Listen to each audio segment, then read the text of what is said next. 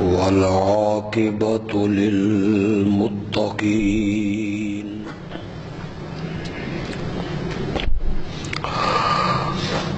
والصلاة والسلام على سيد الأنبياء والمرسلين وعلى آله وأصحابه أجمعين.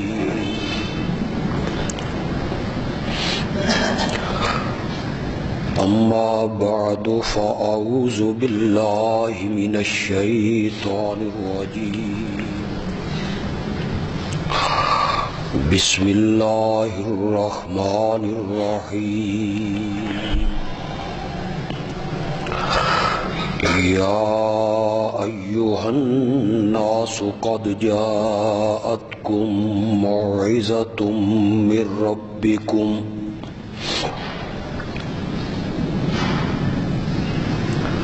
وشفاء لما في الصدور وهدى ورحمة للمؤمنين.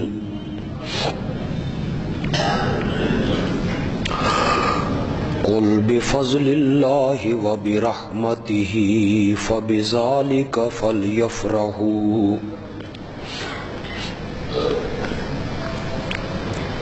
هو خير مما يجمعون.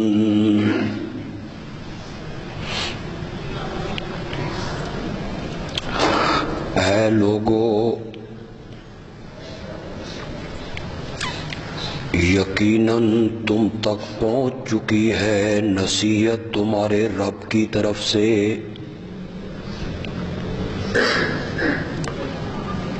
اور سینوں کی بیماریوں کے لیے شفا بھی،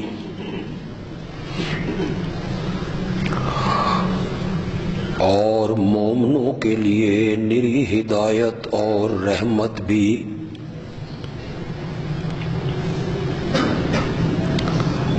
آپ کہیں اللہ کے فضل اور اللہ کی رحمت کے ساتھ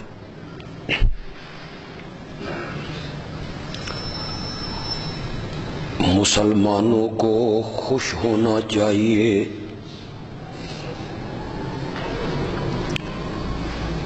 یہ بہتر ہے اس مال و دولت سے جو کافر لوگ اکٹھی کرتے ہیں۔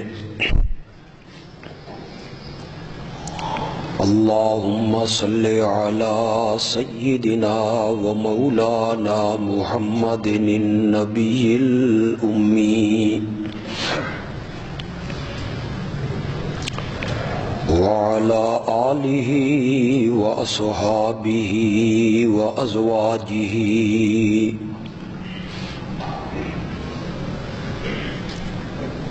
وبارک وسلم ثم صلی علیہ۔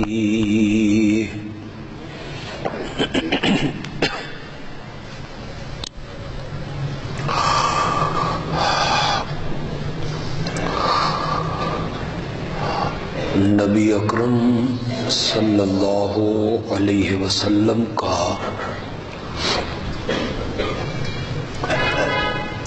ایک ارشاد گرامی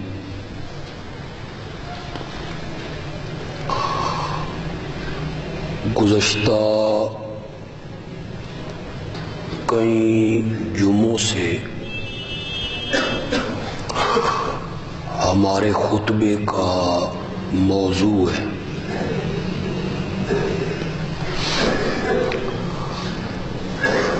آپ نے فرمایا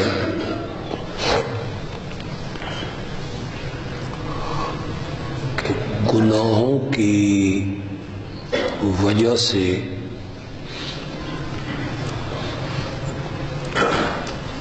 دلوں کو زنگ لگتا ہے،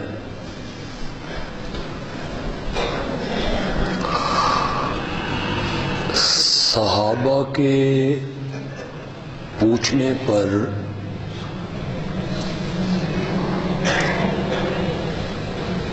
آپ نے زنگ اتارنے کے 2 نسخے تجویز فرمائے۔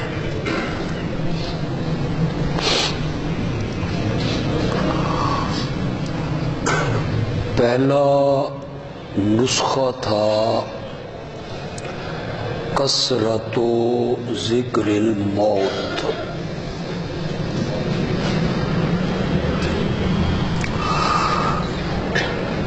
موت کو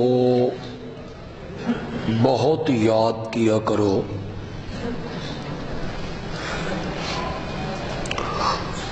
موت کو یاد کرنے اور رکھنے سے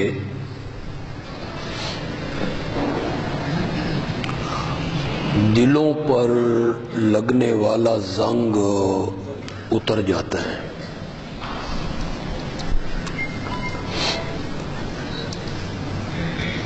اس حصے پر میں بڑی تفصیلی گفتگو کئی خطبوں میں کر چکا ہوں۔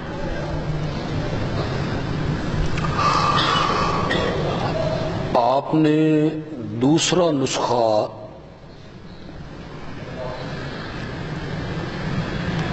دلوں سے زنگ اتارنے کا تجویز فرمایا تلاوت القرآن۔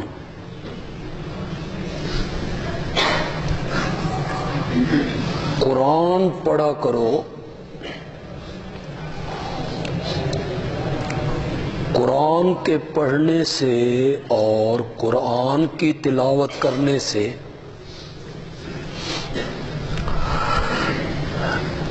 دلوں پر لگنے والا زنگ اتر جاتا ہے۔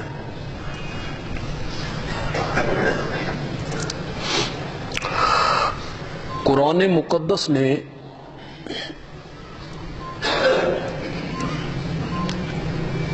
قرآن پاک کو، قرآن نے اپنے آپ کو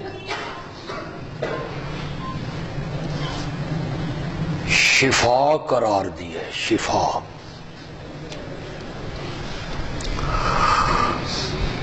یہ آیت جو میں نے سورۃ یونس کی پڑھی،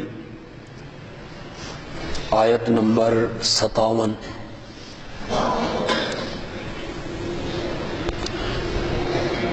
اس میں بھی اللہ نے قرآن کو شفاء لما فی الصدور،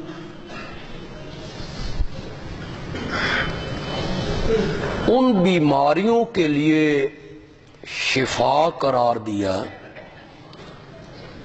جو بیماریاں انسان کے باطن میں اور انسان کے سینے میں لگتی ہیں، پیدا ہوتی ہیں۔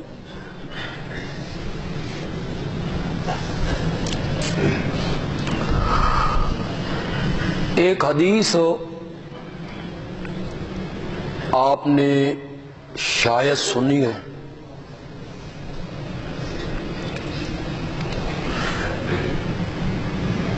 کہ نبی اکرم صلی اللہ علیہ وسلم نے فرمایا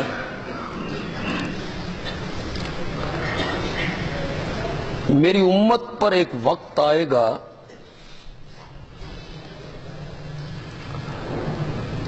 جب وہ فتنوں میں اور آزمائشوں میں مبتلا ہوں گے۔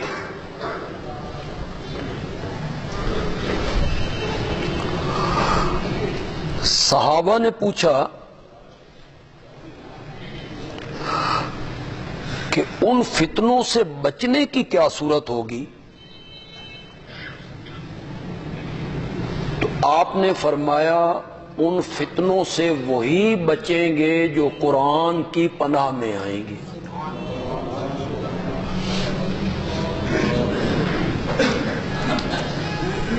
تو یہ قرآن فتنوں سے بچانے کا سبب بھی بنا اور اللہ نے اسے سینوں میں جنم لینے والی بیماریوں کی شفا بھی قرار دی۔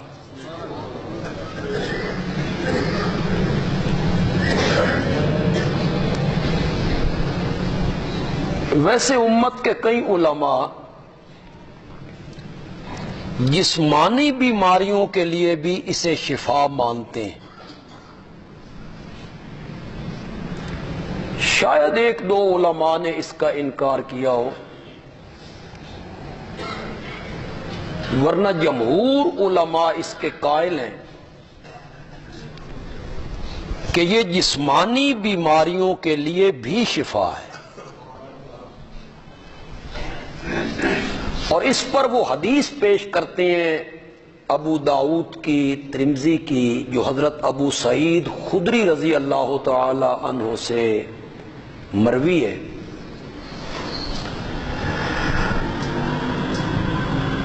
کہ مسلمانوں نے، صحابہ نے ایک جگہ پہ پڑاؤ کیا، قریب کے گاؤں والوں سے کھانے پینے کے لیے کوئی چیز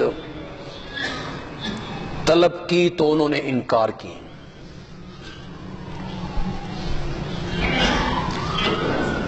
کچھ دیر کے بعد ایک آدمی وہاں سے بھاگتا ہوا آیا کہ ہمارے سردار کو سانپ نے ڈس لیا ہے، تم میں سے کوئی ہے جو سانپ کے ڈسنے کا دم جانتا ہو؟ چونکہ صحابہ کو نبی اکرم صلی اللہ علیہ وسلم نے کوئی ایسا دم نہیں بتایا تھا، انہوں نے انکار کی.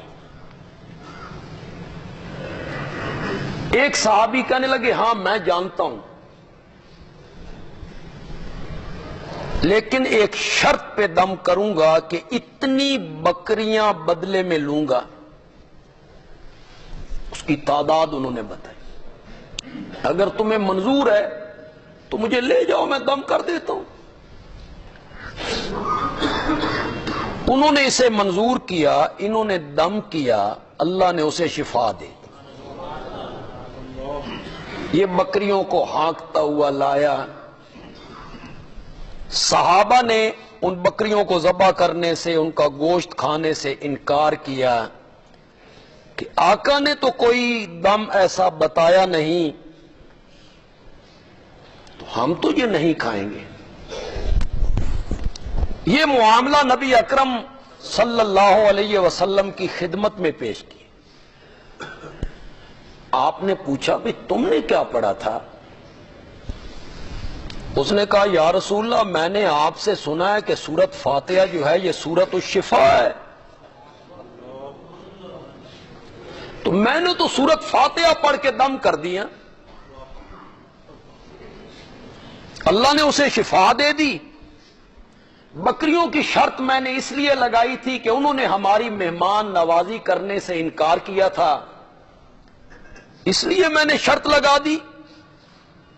اب یہ اختلاف ہو گیا، یہ کہتے ہیں یہ جائز نہیں ہے، تو آپ نے فرمایا ان بکریوں کو آپس میں تقسیم کر لو اور اس میں میرا حصہ بھی رکھنا.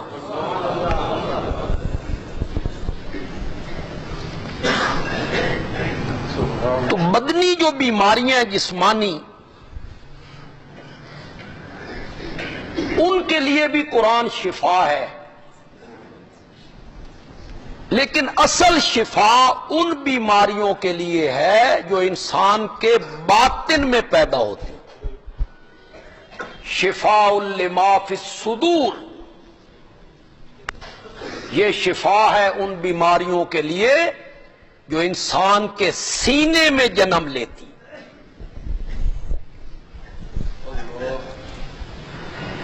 تو یہ قرآن یا قرآن کی تلاوت یہ سینوں کی بیماریوں کے لیے شفا تب بنے گا جب ہم اسے سمجھ کے پڑھیں گے، پھر شفا بنے گا نا. اگر ہم سمجھتے ہی نہیں ہیں، صرف تلاوت کر رہے ہیں، تو پھر یہ سینوں کی بیماریوں کے لیے کیسے شفا ہو گیا؟ سینوں کی بیماریوں کے لیے قرآن شفا تب بنے گا جب ہم اس کا معنی سمجھیں گے، احکام سمجھیں گے، اللہ کن چیزوں کے کرنے کا حکم دے رہا ہے اور کن چیزوں سے اللہ منع کر، سمجھ کے پڑھیں گے. پھر یہ سینوں کی بیماریوں کے لیے کیا بنے گا؟ شفا بنے. یہ جو انسان کے بدن کو بیماریاں لگتی ہیں یقیناً وہ ایک جیسی نہیں ہوتی. کچھ معمولی ہوتی ہیں، کچھ اس سے بڑی ہو گئیں، کچھ پھر غیر معمولی ہو گئیں جنہیں مہلک بیماری کہتے ہیں. مہلک، سرطان، کینسر.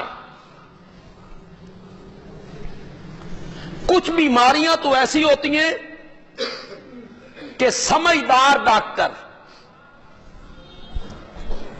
سمجھدار کہوں یا امانت دار کہوں، اس کے پاس جب مریض پہنچے تو وہ چیک کر کے کہتا ہے کہ دوا کی ضرورت ہی نہیں، یہ معمولی قسم کی بیماری ہے، چند دن یہ پرہیز کرو تو تم صحت یاب ہو جاؤ. بشرطے کہ ڈاکٹر امانت دار، ورنہ یہاں دولت کا چکر ہے، پیسے کا چکر ہے. یہاں پیٹ میں درد ہوا، انہوں نے لٹا کے آپریشن کر دی. ایسی ایسی دوائیاں تجویز کرنے لگے اور ٹیبلٹ تجویز کرنے لگے جن کی کوئی مریض کو ضرورت ہی نہیں، لیکن کمپنیوں کے ساتھ ان کے معاہدے ہوتے ہیں. اللہ تعالیٰ اس قوم پہ رحم فرما، رحم کر دے اللہ اس کو. امانت دار ڈاکٹر ہو، خوف خدا رکھنے والا ہو، تو وہ کوئی دوا تجویز نہیں کرتا. وہ کہتا ہے یہ معمولی قسم کی تکلیف ہے، چند دن پرہیز کرو تو تم ٹھیک ہو جاؤ. اب زکام بھی ایک بیماری ہے، ملیریا کا بخار یہ ایک بیماری ہے، لیکن اسے کوئی مہلک نہیں سمجھتا. معمولی سی دوا تجویز کی، بندہ ٹھیک ہو. کچھ بیماریاں مہلک، سرطان، وہ جب اس سٹیج پہ بھی پہنچ جاتی ہیں کہ لا علاج ہو. اب ڈاکٹر بھی کہتے ہیں تم لیٹ ہو گئے ہو، تم نے دیر کر دی ہے، پہلے آ جاتے تو اس کا کوئی علاج ممکن تھا، اب کوئی علاج ممکن نہیں. اسی طرح جو بیماریاں سینے میں لگتی ہیں نا، باطن میں، وہ بھی کچھ معمولی قسم کی ہوتی ہیں، چھوٹی چھوٹی بیماریاں ہوتی ہیں. اللہ تعالیٰ کہتے ہیں توبہ دی ضرورت بھی کوئی نہیں.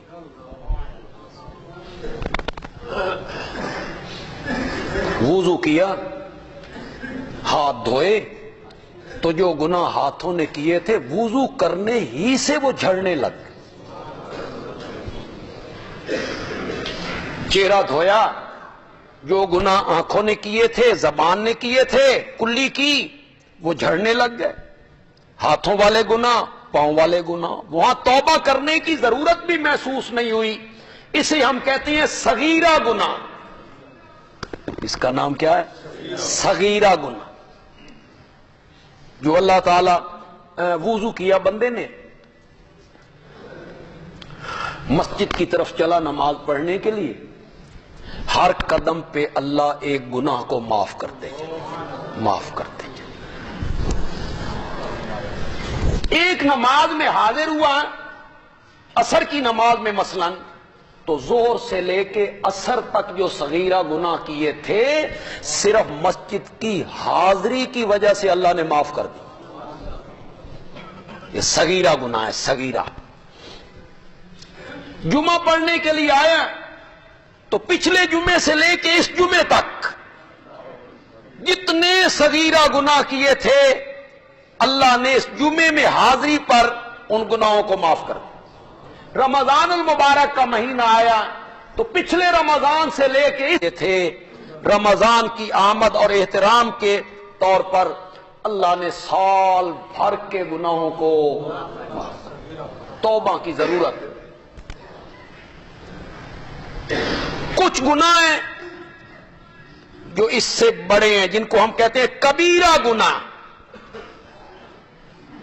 اور کبیرہ گناہ وہ ہوتے ہیں جس گناہ پر قرآن نے کوئی وعید بیان کی ہو یا نبی اکرم صلی اللہ علیہ وسلم نے اس پر سزا کا ذکر کیا ہو، وہ کبیرہ گناہ ہوتے ہیں. جیسے زنا ہو گیا، قرآن نے اس کی سزا تجویز کی. جھوٹ ہو گیا، اس پر لعنت کی گئی. سود کھانا ہو گیا، اسے اللہ اور اللہ کے رسول سے جنگ قرار دیا. کم تولنا، کم ماپنا، غیبت کرنا، کسی پر بہتان لگانا، یہ سب کبیرہ گناہ ہے. کبیرہ گناہ ہے. یہ سب کا ذکر نہیں، جو کبیرہ گناہ اللہ کے حقوق سے متعلق ہیں. اللہ کہتے ہیں بندہ صدق کے دل سے توبہ کر لے، میں سارے گناہ معاف کر دوں. حقوق اللہ، یہ ذہن میں رہے. حقوق اللہ. علماء جب اسے بیان کرتے ہیں تو وہ یہ تمیز نہیں کرتے. کوئی نبی پاک کی ایسی حدیث جس میں گناہوں کی معافی کا ذکر ہو، وہ مبہم طور پہ بیان کر دیتی. لوگ سمجھتے ہیں سارے معاف. یہ صرف حقوق اللہ ہیں جو اللہ کے حق ہیں. توبہ کرے، معافی مانگے، اللہ کہتے ہیں میں سارے گناہوں کو معاف کر دوں.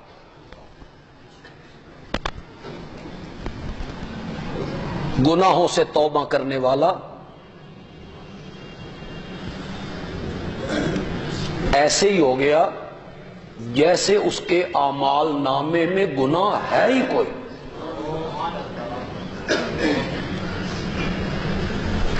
یا عبادی الذین اسرفوا علی انفسہم لا تقنطوا من رحمت اللہ فإن اللہ یغفر الذنوب جميعا.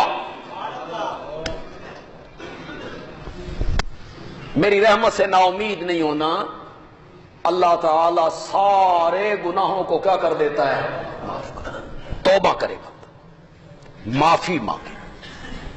یہ حقوق اللہ کی بات ہے. حقوق العباد، وہ معافی مانگنے سے، توبہ کرنے سے، گڑ گڑانے سے، رب کے سامنے رونے سے، ہر سال عمرہ کرنے سے معاف نہیں ہوں. وہ تب معاف ہوں گے جس کا حق دبایا ہے وہ کیا کرے؟ یہ بڑا سخت معاملہ ہے. اس میں ہماری کوتاہیاں بہت زیادہ ہیں. نماز لوگ پڑھتے ہیں، تسبیح بھی لوگ رولتے ہیں، نوافل بھی پڑھتے ہیں، ہر سال عمرہ بھی کرتے ہیں، حج بھی انہوں نے کئی کیے ہیں، لیکن حقوق العباد کے بارے میں وہ کوتاہی کرتے ہیں. حقوق العباد تب معاف ہوں گے کہ جس کا حق دبایا ہے وہ معاف کرے. جو کم تولنے والے لوگ ہیں، کتنے گاہکوں کا حق انہوں نے دبایا. کتنے لوگ قیامت کے دن ان کے پیچھے ہوں گے، اور کتنی رقم کے لیے، کتنی دولت کے لیے. اس پر ہمیں غور کرنا چاہیے. میرے آقا نے صحابہ سے پوچھا مفلس کون ہے؟ صحابہ نے کہا یا رسول اللہ، جس کے پاس کھانے کا پورا سامان نہ ہو، رہنے کے لیے مکان نہ ہو، گزر اوقات کے لیے اس کے پاس اسباب نہ ہو، یہ مفلس ہے. آپ نے فرمایا نہیں، اصل میں مفلس وہ آدمی ہے جو قیامت کے دن آئے گا اور اس کی نیکیوں کا پلڑا بھرا ہوا ہوگا.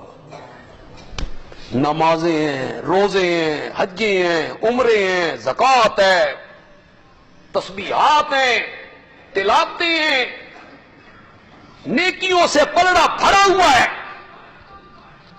کہ اتنے میں ایک آدمی بھاگتا ہوا آئے گا اور وہ کہے گا یا اللہ اس نے میرے ساتھ یہ زیادتی کی تھی،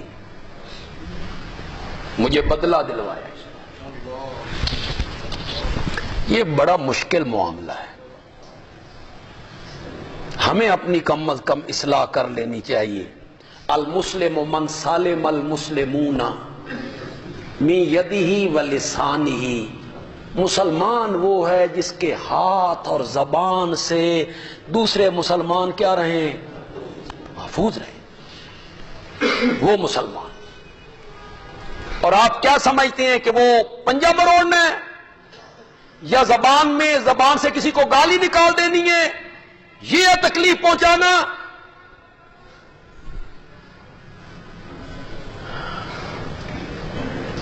یہ جو لاؤڈ سپیکروں کے ذریعے اپنی آواز پورے محلے کو سنائی جاتی ہے، ان میں بیمار بھی ہوتے ہیں، لیکن بولنے والوں کو کوئی پتہ نہیں ہوتا کہ کوئی مر رہا ہے یا کسی کے گھر میں میت ہو گئی ہے یا طالب علموں کے امتحان کے ٹائم ہے یا کوئی ہارٹ کا مریض ہے ہمارے محلے میں اور اس آواز سے اس کو تکلیف ہو رہی ہے، تو وہ سمجھ رہا ہے میں دین پہنچا رہا ہوں، میں نبی پاک کی نعت پڑھ رہا ہوں، یہ ثواب کا کام ہے۔ نہ، یہ ایذا پہنچانا ہے۔ یہ محلے والوں کو کیا پہنچانا ہے؟ ایذا پہنچانا۔ اپنی زبان کے ذریعے آپ نے اسے ایذا پہنچائی۔ ہمیں ان چھوٹی چھوٹی باتوں پہ، یہ جو مختلف جلسوں کے، کانفرنسوں کے، مختلف کمپنیوں کے اشتہارات جگہ جگہ ہم چسپاں کرتے ہیں، جس کی دیوار پہ ہم نے وہ اشتہار لگایا ہے، ہم نے اس سے اجازت لی؟ ہم نے اس کی دیوار کو کیوں استعمال کی؟ اس کی بھی پوچھو۔ کسی کو آپ ایذا نہیں پہنچا سکتے، اپنے ہاتھ کے ذریعے، اپنی زبان کے ذریعے، اپنی کسی حرکت کے ذریعے آپ کسی کو ایذا نہیں پہنچا سکتے۔ اگر واقعی آپ مسلم ہیں تو مسلم کی یہ صرف ذکر کی ہے میرے پیارے پیغمبر،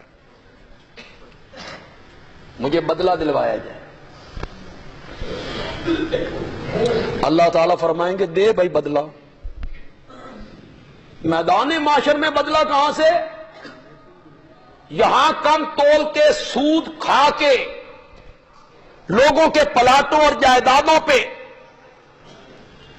4 انچ زمین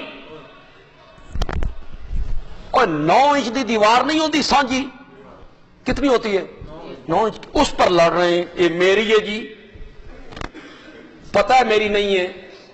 4.5 انچ،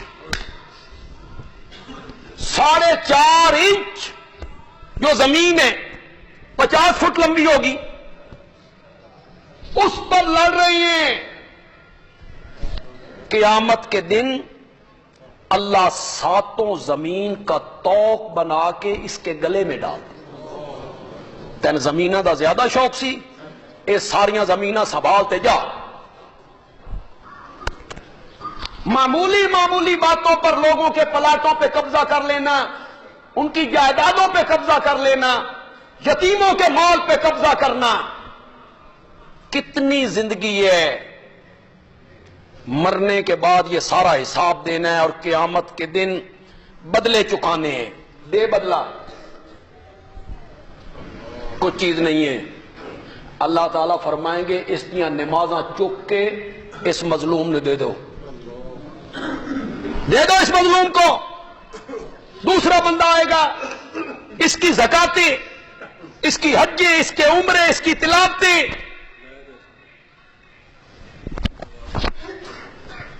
ساری نیکیاں ختم ہو گئی۔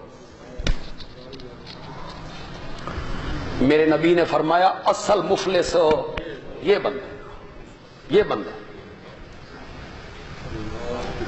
تو حقوق العباد اگر علماء نے آپ کو دلیر کیا ہے، میں جانتا ہوں کئی علماء کو کہ شب برات کو وہ اعلان کرتے ہیں، اشتہار چھاپتے ہیں، آ جاؤ جی اجتماعی دعا ہوگی، اجتماعی توبہ کریں گے۔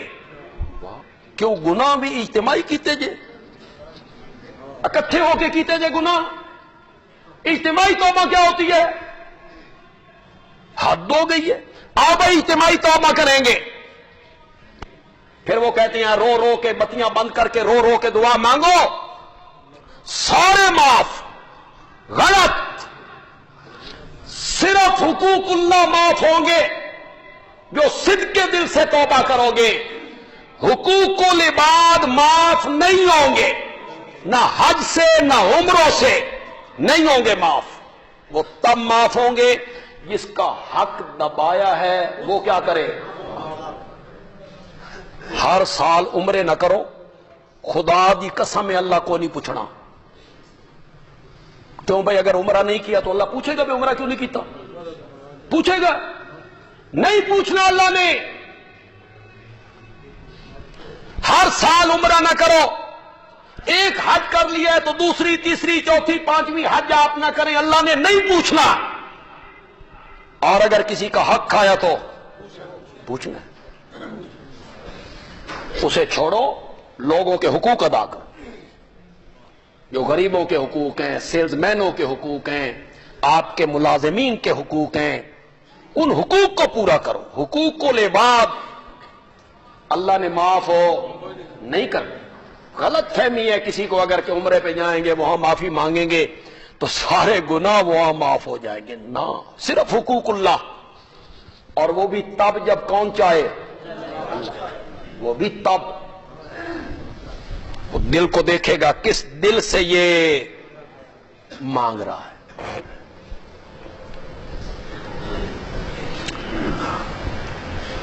زکوٰۃ لوگ پوری نہیں دیتے، من کے زکوٰۃ، من کے سمجھ دیں، پائی پائی کا حساب کر کے، میرا بینک بیلنس کتنا ہے، میری دکان میں مال کتنا ہے، میرے گھر میں زیور کتنا ہے، میں نے کتنے کس سے پیسے لینے، کتنے کسی کو پیسے دینے، کتنے بندے نے جڑے من کے زکوٰۃ کٹ دینے۔ عمرہ ہر سال کرتے، او خدا کے بندو، وہ جو 1,00,000 1.5 لاکھ روپے عمرے پہ لگا رہے ہو وہ نہ لگاؤ، اس کی جگہ زکوٰۃ دو۔ عمرہ نہیں کرو، نہیں کرو گے تو رب نہیں پوچھے گا، اور مال کی زکوٰۃ نہیں دو گے تو پوچھے گا، صرف پوچھے گا۔ اس مال کو گنجے سانپ کی شکل بنا کے اس بندے کے گلے میں ڈال دے، اور جب وہ چیخے گا چلائے گا تو وہ سانپ بولے گا، چیختے چلاتے کیوں ہو؟ میں تیرا وہی مال ہوں، تیرا وہی زیور ہوں جسے تو سنبھال سنبھال کے رکھا کرتا تھا۔ یوم یحمى علیہ فی نار جہنم، اس مال کو لوہے کی تختیوں میں تبدیل کر کے جہنم کی آگ میں تپا کے اس کے ماتھوں پر داغ دیا جائے، پھر پہلو پہ داغ دیا جائے، پھر پیٹھوں پہ داغ دیا جائے۔ اللہ کہیں گے ذوقو، چکھو اس چیز کا عذاب جو تم خزانہ بنا کے رکھا کرتے تھے۔ عمرہ نہیں کرو گے اللہ نہیں پوچھے گا، کوئی حساب نہیں لے گا۔ مال کی زکوٰۃ نہیں دو گے پوچھے گا، پیداوار کا عشر نہیں دو گے پوچھے گا۔ میں برا گمان تو نہیں کر سکتا، لیکن کیا ہمارے ملک میں عمرہ کرنا فیشن نہیں بن گیا؟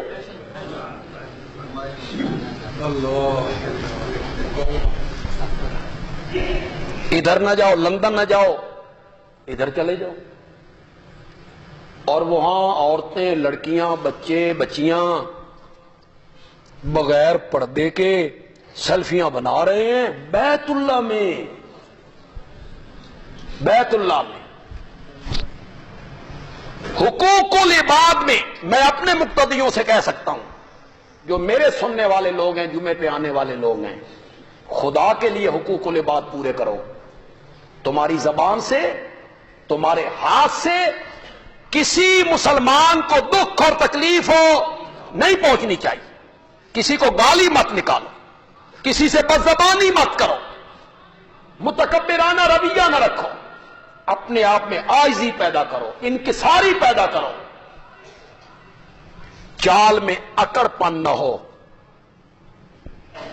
یمشون علی الارض ہونا، وہ زمین پر چلتے ہیں آہستگی کے ساتھ. اور اکڑ کے چلنے والوں کو اللہ کیا کہتے ہیں قرآن میں؟ میری زمین پاڑ دینی ہے، پہاڑا ٹوٹتے ٹر جانا ہی. کیوں اس طرح چلتا ہے؟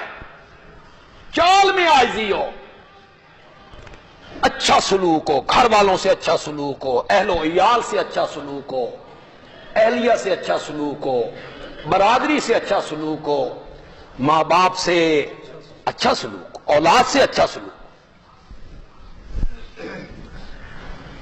تو مفلس کون ہے؟ جو نیکیاں لے کے آئے اور دنیا میں لوگوں پہ ظلم کیے، زیادتیاں کی. وہ زیادتیاں کرنے والے اس کے پیچھے آئیں گے اور وہ اس کی نیکیاں لے جائیں. یہ کھڑا ہے، وہ سارے عمرے، وہ ساری زکاتیں، وہ ساری نمازیں، وہ سارے نوافل، وہ سارے تہجد ختم. کس دنیا کے لیے ہم کر رہے ہیں اور کس زندگی کے لیے ہم کر رہے ہیں؟ یہ سانس جو اندر جا رہا ہے پتہ نہیں باہر بھی آئے گا یا نہیں آئے گا. رات بندہ سو، کتنی بار تم نے نہیں سنا؟ نہیں سنتے ہم؟ ہمارا فلاں بزرگ اور ہمارا فلاں دوست رات کو سویا، صبح اٹھا ہی نہیں. گھر والوں نے اٹھایا تو پتا چلا کہ یہ تو اللہ کے پاس چلا گیا. رات ٹھیک ٹھاک. کتنے دوستوں کے متعلق ہم نے سنا، کتنے بزرگوں کے متعلق ہم نے سنا. تو پھر اس دنیا کے سنوارنے میں، اس دنیا کے بنانے میں، پیسہ جمع کرنے میں ہم لگے ہوئے. الہاکم التکاثر حتی زرتم المقابر. مقابر کس کو کہتے ہیں؟ الہاکم التکاثر، تکاثر کثرت. الہاکم التکاثر، تمہیں غفلت میں ڈال دیا ہے. التکاثر، مال کی کثرت. اسی میں لگے ہوئے ہو کہ لاکھ کے 2 لاکھ، 2 کے 4 لاکھ، 4 کے 8 لاکھ. حلال طریقے سے آئیں، حرام طریقے سے آئیں، کسی کا مال دبایا جائے، کسی پہ زیادتی کی جائے. تمہیں غفلت میں ڈال دیا مال کی کثرت نے. حتی زرتم المقابر، یہاں تک کہ تم جا پہنچے قبر. یہ تو سب یہاں رہ جائیں، کچھ نہیں جانا ہے، کچھ بھی نہیں جانا ہے. جن ورثاء کے لیے سب کچھ کرتے ہو، انہوں نے کبھی دعا بھی نہیں کر. تسی اپنے والدین واسطے کتنی کرتی کہ وہ تمہارے لیے کریں؟ تم کتنی کرتے؟ انہوں نے یاد بھی کبھی نہیں کرنا ہے. جن کے لیے کر رہے ہو نا، انہوں نے یاد نہیں کرنا. اپنی عقل پہ تھوڑا سا ماتم کرو کہ حلال حرام طریقے سے کما رہے ہو. عیش کرے گی اولاد تے حساب دیو گے. اپنی عقل پہ ماتم کرو. عیش وہ کریں گے، حساب آپ دیں گے. اللہ کہیں گے دے حساب. میری امت کے غریب لوگ سرمایہ داروں سے 40 سال پہلے جنت میں جائیں گے.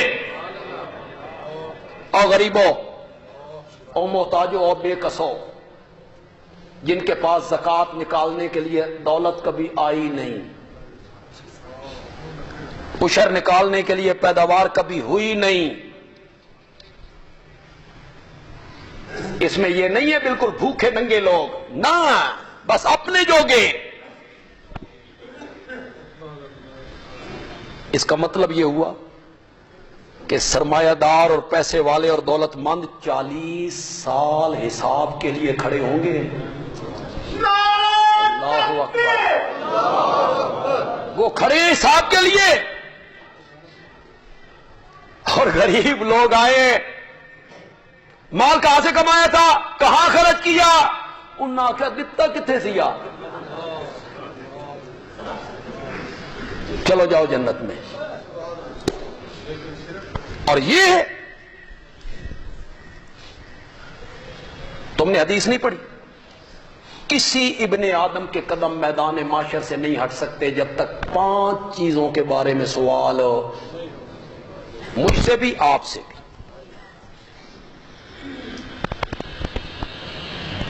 اس کی عمر کے بارے میں، فی ما افنا ہو، کہاں لگائی تھی بھائی عمر، وان شبابی، جوانی کے بارے میں، فی ما ابلا ہو، کہاں پرانی کی تھی جوانی، وان علمی ہی، اس کے علم کے بارے میں کہ تیرے پاس جتنا علم تھا تو نے اس پہ عمل کیا یا نہیں کیا. وان مال ہی، اس کے مال کے بارے میں کہاں سے کمایا تھا. سوچ لو، یہ سوال ہونا ہے، سوچ لو اللہ کے پاس جا کے کیا جواب دینا ہے. کہاں سے کمایا تھا، یہ حساب دے چکو گے تو پھر اللہ پوچھیں گے خرچ کہاں کیا تھا. بڑا مشکل مرحلہ ہے، اس لیے کمانے میں بھی احتیاط کرو اور خرچ کرنے میں بھی کیا کرو، احتیاط کرو. کماؤ حلال طریقے سے اور خرچ کرو ان جگہوں پہ جن جگہوں پہ خرچ کرنے کا شریعت نے حکم دیا.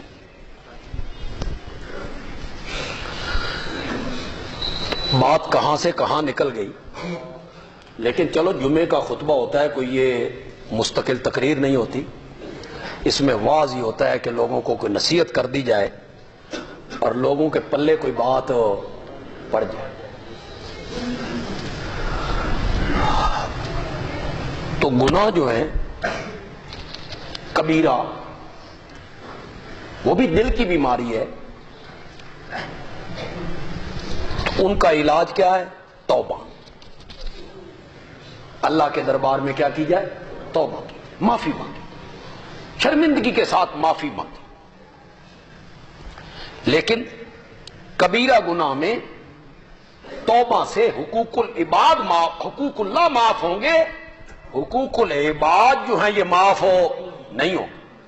حقوق العباد کب معاف ہوں گے، جب اس مظلوم وہ مظلوم کیا کرے گا، معاف کرے گا، اس کو واپس کرو مال اس کا. اور اگر اب کسی کے دل میں میری بات اتر گئی ہے کہ ہم یہ ازالہ کرنا چاہتے ہیں لیکن وہ بندے تو ملتے ہی نہیں ہیں جن کے ساتھ ہم نے زیادتیاں کی ہیں، تو پھر وہ مال اللہ کی راہ میں صدقہ کرو تاکہ اس کا ثواب اللہ اس بندے کو پہنچا دے.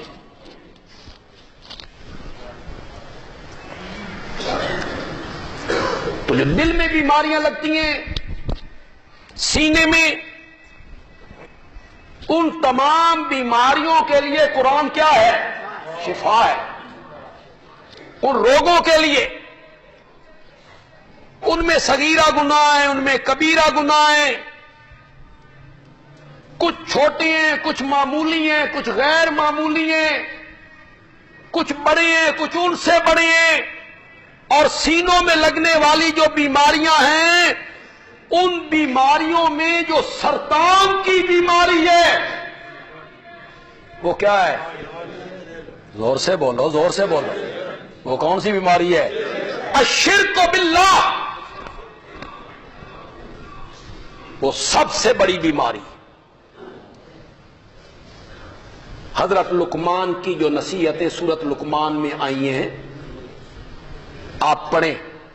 میں تو دعا ہی آپ کے لیے کر سکتا ہوں کہ اللہ آپ کو قرآن کے قریب لائے, اللہ آپ کو قرآن پڑھنے کی توفیق دے. اللہ آپ کو. حضرت لقمان نے اپنے بیٹے کو جو نصیحتیں کی ان میں نماز کی نصیحت بھی کی. اقیم الصلاۃ, بیٹا نماز کو قائم رکھ. اس میں اس بات کی بھی نصیحت کی کہ جب تیری اپنی اصلاح ہو گئی تو پھر لوگوں کی اصلاح بھی کر, نیکی کا حکم دے اور برائی سے روک. پھر اس میں چال, آواز کی نرمی, یہ ساری نصیحتیں آپ خدا کے لیے سورت لقمان پڑھیں اور اس سورت لقمان کا ترجمہ آپ اپنی اولاد کو سنائیں. آپ بھی اپنی اولاد کو وہ نصیحتیں کریں نا جو نصیحتیں حضرت لقمان نے اپنے بیٹے کو کی ہیں. اپنی اولاد کو بتائیے کہ یہ حضرت لقمان کی نصیحتیں ہیں اور اتنی خوبصورت نصیحتیں ہیں کہ رب نے انہیں قرآن میں جگہ دے دی ہے اور پوری سورت ان سے موسوم کر دی. سورت لقمان. اولاد کو سمجھائیں یہ نصیحت اس میں اصلاح معاشرہ ہے, اس میں اپنی اصلاح ہے, چال ڈھال کی, آواز کی. لیکن ان ساری نصیحتوں سے پہلے سب سے پہلے نصیحت جو حضرت لقمان نے اپنے بیٹے کو کی وہ کیا تھی؟ یا بنیا, اے میرے پیارے بیٹے, لا تشرک باللہ, اللہ کے ساتھ کسی کو شریک نہیں بنانا. مت بنا اللہ کے ساتھ کسی کو سانجی, مت بنا اللہ کے ساتھ کسی کو شریک. اب تو معاملہ شرک سے بھی آگے نکل گیا ہے.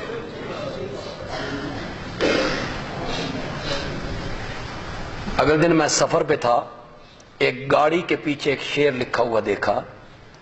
پہلا مصرع تو میرے ذہن میں نہیں, دوسرے مصرے کا مفہوم میرے ذہن میں ہے. جو قسمت میں نہیں لکھا وہ حسین سے مانگ. اب تو شرک سے بھی معاملہ آگے نکل گیا کہ جو قسمت میں نہیں, تقدیر میں نہیں, جو اللہ نے لکھا ہی نہیں وہ بھی حسین سے مانگ. غیر اللہ کے سجدے ہیں. پیر صاحب بیٹھے ہیں, بعض پیر ایسے ہیں جن کے چہرے پہ داڑھی بھی کوئی نہیں, سنت رسول بھی کوئی نہیں, اور ایک قطار لگی ہوئی ہے لوگوں کی, ایک ایک کر کے آتے ہیں اور اس کے قدموں میں سجدہ ریز ہو جاتے ہیں. وہ انہیں تھپکی دیتا ہے, وہ انہیں تھپکی دیتا ہے, سجدہ ریز ہو رہے ہیں. کس کا نام لیتے ہو؟ کس کے نام لے رہے ہو؟ اسی کے نام جس نے کہا تھا اگر اللہ کے سوا کسی کا سجدہ جائز ہوتا تو میں بیوی کو کہتا کہ وہ اپنے خامد کا سجدہ کرے. یہ کب کہا تھا؟ جب ایک صحابی نے باہر کے ملکوں کے حالات بتائے کہ وہاں کے جو بادشاہ ہیں, سردار ہیں, چودھری ہیں, لوگ ان کے دربار میں آتے ہیں تو ان کے سامنے سر جھکاتے ہیں. آپ سے بڑا کون ہے؟ چلو اسے ایک اور رنگ دے دیتا ہوں. توجہ ہے آپ کی؟ ہم باہر کے ملک میں جاتے ہیں تو اس گاؤں کا جو سردار ہے, اس شہر کا جو وڈیرا ہے, لوگ اس کے سامنے سجدہ ریز ہوتی ہیں، آمنہ کے لال تو ایک ملک کا نہیں، ایک شہر کا نہیں، ایک علاقے کا نہیں، تو 14 طبقوں کا سردار ہے، ساری کائنات کا امام ہے، سید الاولین والآخرین ہے، سارے نبیوں کا امام ہے، سب سے اعلیٰ اولا برتر بالا قدر۔ ہم آپ کے سامنے سجدہ نہ کریں، آپ کے سامنے تو میرے نبی نے کہا اللہ کے سوا کسی اور کا سجدہ جائز ہوتا تو میں بیوی کو کہتا، بولو ذرا، میں بیوی کو کہتا، نبی پاک سے کہا جا رہا نا آپ کا سجدہ نہ کریں، آپ سے بڑا کون ہے؟ آپ کے سامنے سجدہ ریز نہ ہو تو میرے نبی جواب میں کہنا چاہتے ہیں اگر اللہ کے سوا کسی کا سجدہ جائز ہوتا تو میں عائشہ کو کہتا کہ محمد کا سجدہ کرے، میں حفصہ کو کہتا کہ وہ میرا سجدہ کرے، لیکن میری شریعت میں کسی قسم کا سجدہ اللہ کے سوا کسی کے لیے بھی جائز نہیں ہے۔ یہ انسانیت کی تذلیل ہے، انسان کسی اور کے سامنے جھکے، یہ انسان کی کیا ہے؟ یہ انسانیت کی تذلیل ہے کہ وہ اس در پر اس در پر اس در پر جھکتا رہے۔ میرے بیٹے لا تشرک باللہ، اللہ کے ساتھ کسی کو شریک نہ بنا۔ یہ جو اللہ کے سوا کسی اور کا سجدہ ہوتا ہے یہ اللہ کے ساتھ شریک بنانا نہیں ہے، نہیں ہے شریک بنانا۔ جب یہ بندہ کہتا ہے مجھے جو کچھ دے رکھا ہے میرے حضرت صاحب کی نظر کرم ہے کہ شرک نے سر پہ سنگ اگے، بندہ شرک کرے تو سر پہ سینگ اگے۔ جو بندہ یہ کہتا ہے کہ مجھے جو کچھ دے رکھا ہے یہ میرے پیر اور میرے حضرت کے نظر کرم ہے، موتی عطا کرنے والا کون ہے؟ الموتی اللہ کا نام نہیں ہے؟ دینے والا کون ہے؟ عطا کرنے والا کون ہے؟ خزانے بچنے والا کون ہے؟ لجے پالنے والا کون ہے؟ تم ان کے متعلق کہتے ہو کہ مجھے جو کچھ دے رکھا ہے وہ میرے حضرت صاحب کی نظر کرم میں، جن کے بارے میں قرآن کہتا ہے لَن يَخْلُقُوا ذُبَابًا، وہ ایک مکھی بھی پیدا نہیں کر سکتے۔ لا يخلقون شيئا، لا يخلقون شيئا، لا يملكون مثقال ذرة، مجھے جو کچھ پھر بات وہی آ گئی کہ تو تمہیں قرآن پڑھنا نہیں تو جس پاسے تو ان کوئی لائی رکھے، جاؤ جا کے پڑھو قرآن۔ غزوہ تبوک کے موقع پہ صحابہ آ گئے، غریب صحابہ، یا رسول اللہ اسی بھی جنگ تے جانا چاہتے ہیں، غزوہ تبوک میں جانا چاہتے ہیں تے ساڈے کول سواری کوئی نہیں، اونٹنی کوئی نہیں، تے اسی تواڈے کول آئے ہیں، اونٹنی دے دو۔ نبی پاک جواب میں کہتی ہیں جس سواری پہ میں تمہیں سوار کرواؤں لا آجے دو، میرے کول سواری کوئی نہیں۔ تم اپنے پیر کے متعلق کہتے ہو ہمیں جو کچھ دے رکھا ہے حضرت صاحب نے دے رکھا ہے، اور قرآن کہتا ہے کہ نبی پاک کے پاس تو دینے کے لیے سواری نہیں تھی، اس لیے کہ سب کچھ دینے والا، سب کچھ عطا کرنے والا کون ہے؟ جھولیاں بھرنے والا بھی وہی ہے، کھوٹی قسمتیں، بولو بولو، کھوٹی قسمتیں کھڑی کرنے والا بھی وہی ہے، خزانے بچنے والا بھی وہی ہے، لجے پالنے والا بھی وہی ہے، غریب نواز بھی وہی ہے۔ غریبوں کو نوازنے والا کون ہے؟ اللہ ہے۔ داتا بھی وہی ہے، گنج بخش بھی وہی ہے، دستگیر بھی وہی ہے، غوث اعظم بھی وہی ہے. جن کو تم نے یہ سارے القاب بانٹے ہیں وہ اللہ کے ولی تھے، نیک بندے تھے، اللہ کے مقرب بندے تھے، لیکن وہ اللہ کی صفات میں شریک نہیں تھے. حضرت لقمان پہلی نصیحت کرتے ہیں، لا تشرک باللہ، اللہ کے ساتھ کسی کو شریک نہ کر. ان الشرک لظلم عظیم. جی اس کا بھی ترجمہ کروں، اس کا بھی ترجمہ کروں، ان الشرک لظلم عظیم. زنا ظلم ہے، چوری کرنا ظلم ہے، ڈاکہ ڈالنا ظلم ہے، قتل کرنا ظلم ہے، سکے باپ کو قتل کرنا اور اس کی کھوپڑی اتار کے اس میں شراب پینا ظلم ہے. یہ سارے ظلم ہیں. اور شرک، ان الشرک لظلم عظیم، باقی سارے ظلم ہیں.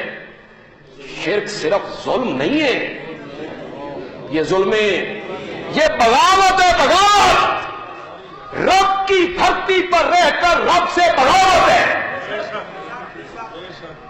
وہ بندہ کہتا ہے تو کون ہے؟ مجھے جو کچھ دے رکھا ہے میرے پیر نے دے رکھا ہے، تیری کڑی ضرورت ہے. خدا جس کو پکڑے چھڑا لے محمد، محمد کا پکڑا چھڑا کوئی نہیں سکتا. خدا کے پلے میں سوائے وحدت کے رکھا کیا ہے؟ ہمیں جو کچھ لینا ہے لے لیں گے محمد سے. وہ کہتے ہیں تیرے پلے بغیر وحدت کے ہے کیا؟ انا للہ انا الیہ راجعون. تیرے پلے میں صرف وحدت ہے، الوہیت ہے، معبودیت ہے.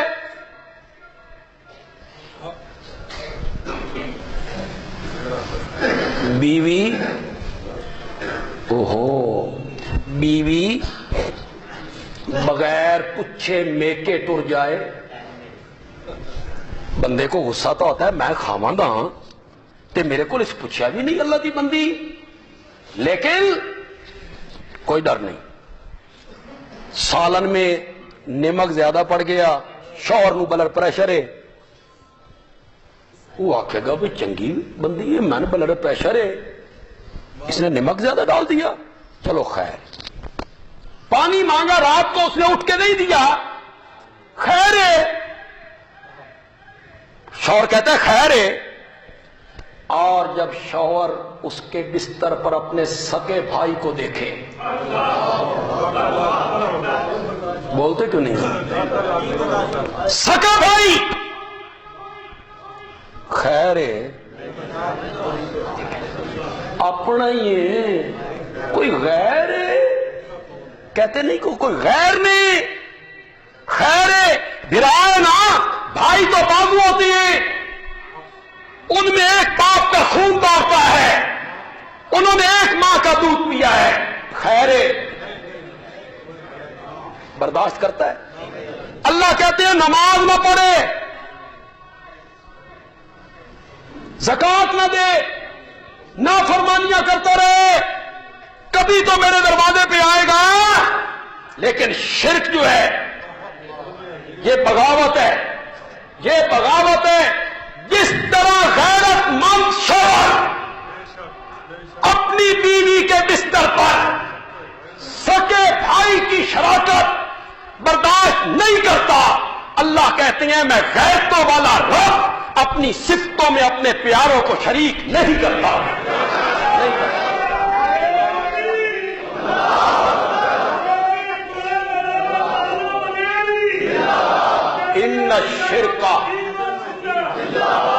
ان الشرک لظلم عظیم. شرک ظلم عظیم ہے.